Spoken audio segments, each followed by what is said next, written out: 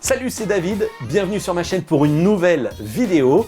Aujourd'hui, le test du Philips série 804, ici dans sa version 55 pouces, parce qu'il est aussi proposé en version 65 pouces. Mais avant de vous parler du test de ce produit, je tenais d'abord à remercier chaleureusement tous ceux qui se sont abonnés à ma chaîne YouTube avec la première vidéo, l'essai de la Renault Zoé. C'est vrai que j'ai mis du temps à publier cette première vidéo, mais aujourd'hui on va s'intéresser à un autre sujet sur lequel je travaille régulièrement, qui sont les tests de télé. Voilà, pour tous ceux qui me connaissent par le passé, vous savez que j'en ai testé plein, je continue à le faire pour différents médias et aujourd'hui, eh bien, je m'intéresse à un produit de chez Philips plutôt intéressant parce que dans cette version 55 pouces, eh bien, cet OLED, on va le trouver aux alentours des 1800 € et compter plutôt 2800 € pour la version 65 pouces. Alors aujourd'hui, c'est vrai que je teste quand même beaucoup de téléviseurs OLED, LCD aussi, mais plus spécifiquement sur la partie OLED, eh bien, sur le haut de gamme, ça commence à devenir quand même très compliqué de faire le distinguo entre les différentes marques. C'est vrai qu'on a un quatuor de tête très bien installé avec de très bons produits, avec LG qui fournit ses dalles OLED à tous les grands constructeurs, LG Display, donc on va retrouver des dalles LG Display dans les LG évidemment, dans les Sony, dans les Panasonic, mais aussi dans les Philips. Donc dans ce modèle, eh bien, c'est une dalle LG Display, collection millésime 2019, et on va le voir ensemble, c'est vrai que la colorimétrie est assez dingue.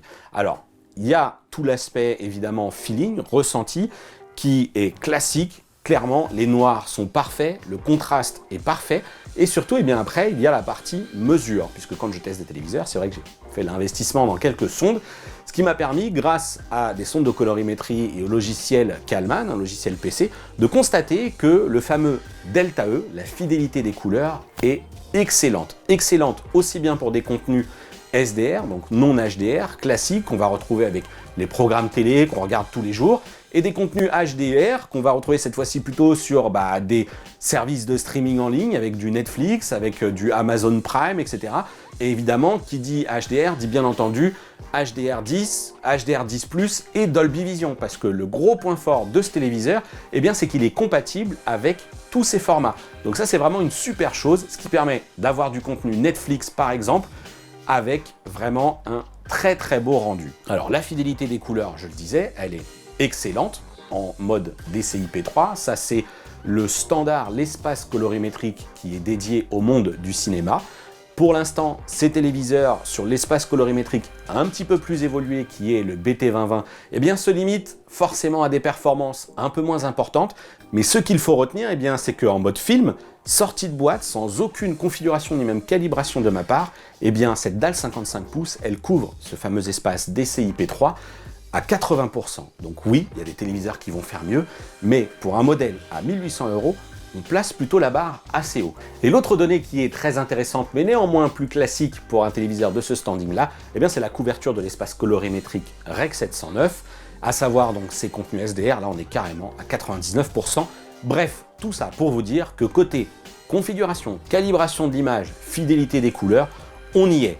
On y est aussi sur la luminosité. Pendant très longtemps, les téléviseurs OLED étaient forcément beaucoup moins lumineux que les téléviseurs LCD. C'est toujours le cas. Si on va prendre une technologie QLED de chez Samsung par exemple, eh bien la luminosité va être extrêmement élevée avec des pics lumineux qui dépassent les 2000 nits. Mais néanmoins, la technologie OLED avec ses pixels auto-émissifs, eh bien elle a elle aussi bien progressé puisque j'ai pu mesurer un pic lumineux qui atteint désormais plus de 700 nits, même plus de 750 nits. Alors attention, le pic lumineux, il est mesuré en affichant un carré blanc à l'image et donc la sonde mesure la puissance lumineuse qui arrive. Ce qui se passe, c'est que forcément, quand ce carré blanc s'agrandit pour occuper toute la dalle, la luminosité s'effondre quand même assez considérablement. On passe de 700 sur une petite zone à environ 140 sur l'intégralité de la dalle. Ce qu'il faut juste retenir, c'est que cette électronique est quand même capable de booster dynamiquement des zones, afin d'exploiter évidemment toutes les métadonnées, tous les contenus qui sont HDR ou Dolby Vision. Ce qui est sûr, c'est que ça donne quelque chose d'assez génial. En En contrepartie, eh bien, les dalles de ces téléviseurs OLED sont toujours brillantes et c'est vrai que les traitements anti-reflets, même si les constructeurs les améliorent, eh bien, on a quand même des parasites lumineux qui viennent se greffer. Alors j'espère que je n'ai pas perdu tout le monde avec cette partie technique par laquelle je souhaitais tout de même commencer pour vous montrer à quel point les dalles OLED aujourd'hui ont quand même bien progressé.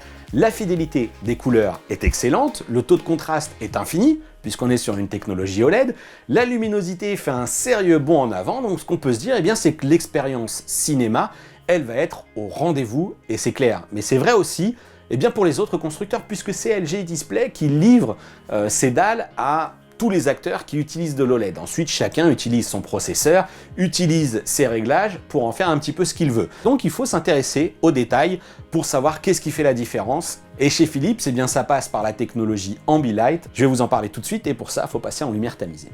Bon alors on est d'accord, je ne suis pas en train d'essayer de vous la faire à l'envers. La technologie Ambilight chez Philips, ça existe depuis longtemps. Néanmoins, je vous disais, ça fait partie de ces petits plus qui permettent de faire la différence lorsqu'on hésite entre deux modèles OLED. Petit plus à condition bien sûr qu'on sache de quoi il s'agit. Donc cette techno, pour ceux qui ne le sauraient pas, utilise donc des LED qui sont disposés ici à gauche, au-dessus et à droite. Derrière le téléviseur, il y a les différentes couleurs primaires qui sont présentes et l'objectif ici, eh bien, c'est d'étendre la portée de l'image, mais pas seulement, et on va le voir. En effet, on va retrouver dans les menus différentes fonctions qui permettent soit de suivre la vidéo, soit de suivre l'audio, et même un petit peu plus. Alors ici, je suis dans la configuration Suivre vidéo, dans un mode d'ailleurs plutôt vif pour qu'on perçoive bien ce qui se passe à l'image, et on le voit, c'est instantané. Lorsqu'on a un ciel qui est un petit peu plus clair, l'éclairage derrière devient plus blanc.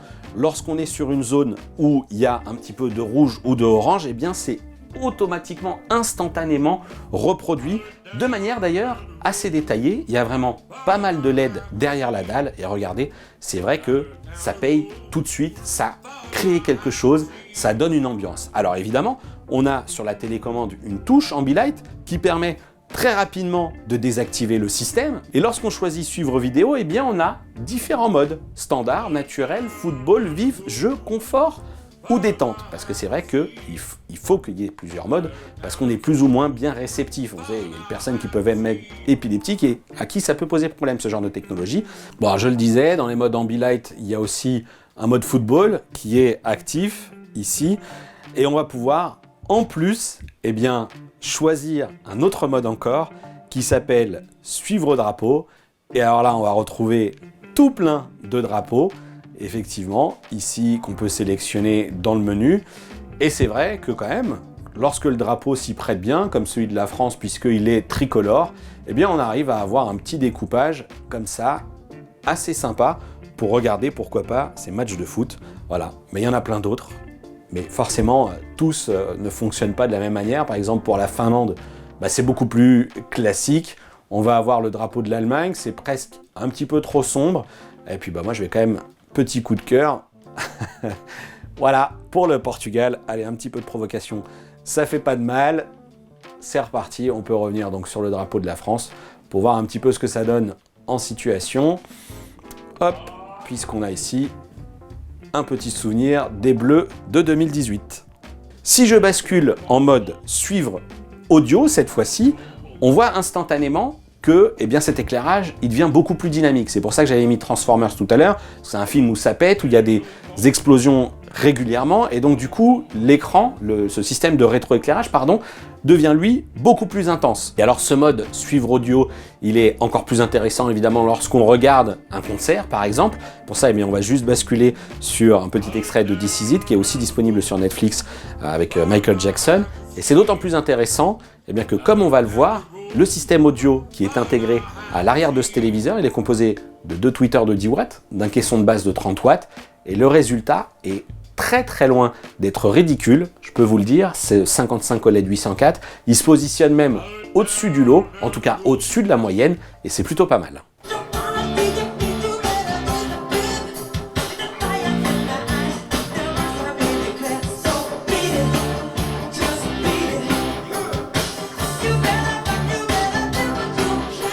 Alors voilà, j'espère que cette démonstration de l'Ambilight vous aura alors non pas convaincu, mais en tout cas permis de comprendre un petit peu quel est l'intérêt de cette techno, qu'est-ce que Philips entend mettre en avant et comment il entend se distinguer. C'est vrai que c'est un atout, moi je le redis, je trouve ça quand même vraiment intéressant. C'est intéressant aussi, je ne l'ai pas précisé, pour le jeu vidéo. Regardez un petit peu les images, on a joué sur PS4 à différents titres, et c'est vrai que c'est très efficace, là aussi dans le monde du jeu vidéo. Je vais faire d'ailleurs une petite parenthèse sur le sujet, pour préciser que en mode jeu vidéo, là-dessus, eh bien je suis plutôt, non pas déçu, mais quand même un petit peu, parce que c'est vrai que, alors que tous les constructeurs font énormément de travail pour faire de leur dalle des super téléviseurs pour le jeu vidéo, chez Philips, c'est quand même un petit peu en retrait, en tout cas sur une donnée bien spécifique. Je mesure lors de tous les tests un signal qui est l'input lag. Alors attention, le retard à l'affichage n'est pas à confondre avec le temps de latence de la dalle. Je n'ai pas ce qu'il faut en matériel pour mesurer le temps de réponse d'une dalle. En revanche, le boîtier que j'utilise pour le test d'input lag mesure le retard à l'affichage, c'est-à-dire le temps entre le moment où la prise HDMI reçoit un signal et le moment où la dalle l'affiche. Pour ça, le boîtier, j'ai juste à le positionner sur l'écran. Il y a un signal qui est envoyé, qui clignote très vite. Et donc, ça permet de mesurer tout simplement ce délai. Le souci, c'est que sur les dalles OLED récentes, que ce soit chez LG ou chez Panasonic, on a des temps de latence qui sont très bas. LG a le record d'ailleurs avec quelque chose comme 12 millisecondes. QLED chez Samsung se comporte aussi très bien avec un très faible retard d'affichage. Mais là, le problème, c'est que je mesure environ 33 millisecondes. Alors, on va pas se mentir, c'est vrai que c'est une valeur qui est techniquement très élevé, mais en pratique, j'ai quand même pas mal joué sur ce téléviseur. Alors, j'ai peut-être pas un œil ultime, j'ai peut-être pas joué non plus à dernier titre en 4K, blindé d'options depuis mon PC, etc. Mais l'affichage est quand même propre. Faut quand même, je pense, selon moi, relativiser cette donnée et juste constater que si on est sur une dalle LG Display de 2019, Philips a moins optimisé ce dispositif que peut le faire certains concurrents. Donc ça, c'est un petit peu dommage.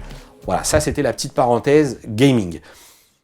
Pour en revenir donc cette fois-ci à la capacité de l'upscaling et le fameux processeur P5 de 3e génération, il faut juste savoir que la génération précédente de ce processeur, elle était clairement encensée par la critique. Ça fait clairement partie des meilleurs processeurs du genre. Chez LG, il y a l'Alpha 9 de 2e génération. Chez Sony, on a le processeur X1 Extreme ou Ultimate.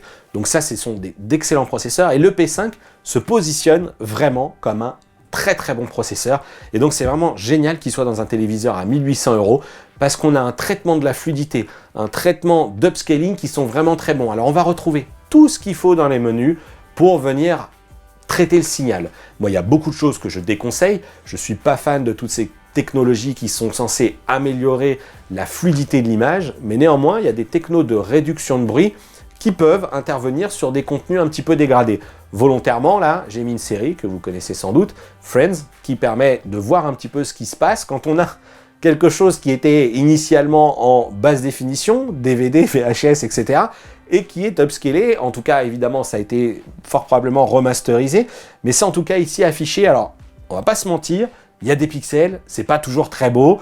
On voit bien que dans les cheveux, dans des zones comme ça où il y a de la vraie difficulté à reproduire des détails, bon, c'est complètement lissé. Mais quand même, ça fait la blague. L'upscaling est plutôt bon. Alors évidemment, ce processeur P5 de 3e génération, il va pas faire des miracles dans tous les contenus. Ce serait mentir que de vous dire que là, l'image elle est parfaite. On a plein de contenus qui sont forcément dégradés, surtout quand on les porte sur une dalle 55 pouces en 4K. Mais néanmoins, lorsqu'on commence à envoyer du 720, du 1080, même pour regarder la TNT, ou qu'on accède à des vidéos 4K sur Netflix avec des bandes passantes qui sont quand même pas énormes, avec du Blu-ray, ça sera évidemment encore meilleur. Bref, il y a quand même une base technique sérieuse et réussie. Alors voilà, on s'est parlé de plein de choses, qualité de l'image, technique pure avec des mesures, le ressenti, les spécificités avec l'Ambilight, l'audio qui est quand même pas dégueulasse, et puis on va maintenant terminer cette vidéo avec la partie un petit peu plus ergonomie. Et l'ergonomie, forcément, ça passe avec de l'Android télé, qui fonctionne bien, là encore, grâce à une base technique solide, c'est fluide, c'est rapide, on va retrouver les fonctionnalités de Google Assistant avec la présence d'un micro sur la télécommande. Moi, ce qui me gêne un petit peu sur cette télécommande, j'aimerais bien qu'elle soit clairement Bluetooth et que du coup, on n'ait pas besoin systématiquement de pointer la dalle pour piloter, d'ailleurs, voilà, je suis devant le capteur, ça pose un peu problème, pour piloter les menus du téléviseur. Là, franchement, en 2019, moi, j'aurais bien aimé que cette télécommande elle soit Bluetooth, y compris pour les commandes de l'interface. Côté pile, donc, les touches classiques. Forcément, chez Samsung, on a fait le choix du minimalisme côté télécommande. LG, on a un pointeur gyroscopique. Sony conserve toujours des télécommandes assez classiques. Chez Philips, ça reste là encore télécommande classique. Et en plus, avec un clavier à l'arrière pour venir, eh bien, tout simplement saisir du texte lorsqu'on va commencer à utiliser des applications. On va pouvoir naviguer sur Internet, etc. Bon, je vous cache pas que pourquoi pas, mais quand même, ça fait une télécommande un peu lourde, un peu encombrante. Je suis pas sûr que ce soit ultra pertinent. Ce qui est sûr, c'est que ça sera un nid à poussière, ce clavier à l'arrière. Bon, c'est un choix de Philips. Moi, franchement, durant tous les tests, je ne l'ai absolument pas utilisé. D'autant que pour la configuration d'Android, eh bien, si on a déjà un compte Google, il suffit de saisir son paramètre avec l'application Google Home. Si on a un smartphone Android, ça prend un temps minime pour configurer son téléviseur. Donc, c'est tout simplement génial. Moi, franchement, bon, pourquoi pas, mais encore une fois, je ne suis pas fan de cette télécommande. Pour conclure, ce que je peux vous dire, eh bien, c'est que ce téléviseur à 1800 € en 55 pouces en OLED, eh bien, fait plutôt figure de bonne affaire. C'est quand même un bon plan. Si en plus, il y a une promo qui vient s'y rajouter, avec l'expérience que produit Ambilight, je pense vraiment que c'est un produit auquel vous pouvez vous intéresser.